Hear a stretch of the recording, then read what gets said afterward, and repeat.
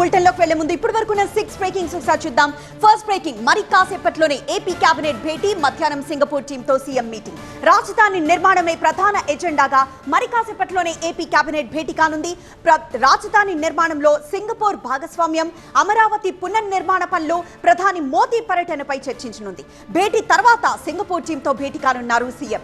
ఇక second breaking, ఎమ్మెల్యేల ఫిరాయింపు కేసులో సుప్రీంలో అసెంబ్లీ సెక్రటరీ వాదనలు. బీఆర్ఎస్ ఎమ్మెల్యేల పార్టీ ఫిరాయింపులపై ఇవాళ మరోసారి విచారణ చేపట్టనుంది సుప్రీంకోర్టు. నిన్నటి విచారణ సందర్భంగా స్పీకర్ తరపు వాదనలు పూర్తయ్యాయి. ఇవాళ అసెంబ్లీ స్పీకర్ తరపున వాదనలు వినిపించనున్నారు సీనియర్ అడ్వకేట్ ముకుల్ రోహత్గి.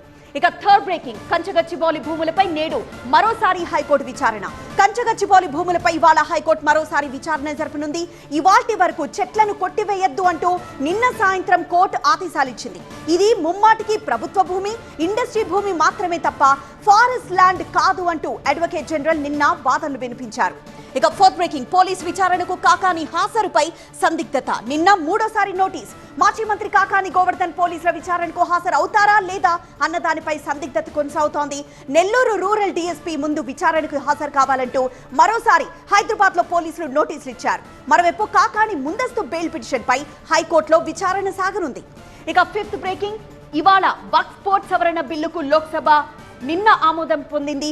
నేడు రాజ్యసభ ముందుకు రాబోతోంది. ఇవాళ రాజ్యసభ ముందుకు రానుంది వక్ఫ్ బోర్డు సవరణ బిల్లు. నిన్న లోక్సభలో బిల్లుకు ఆమోదం లభించింది.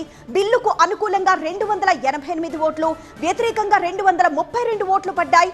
ఇది చట్ట వ్యతిరేకం, జగడాల కోసమే ఈ బిల్లును తెచ్చారంటూ సభలో పేపర్లు చింపి నిరసన తెలిపారు ఎంఐఎం చీఫ్ అసదుద్దీన్ ఓవైసీ.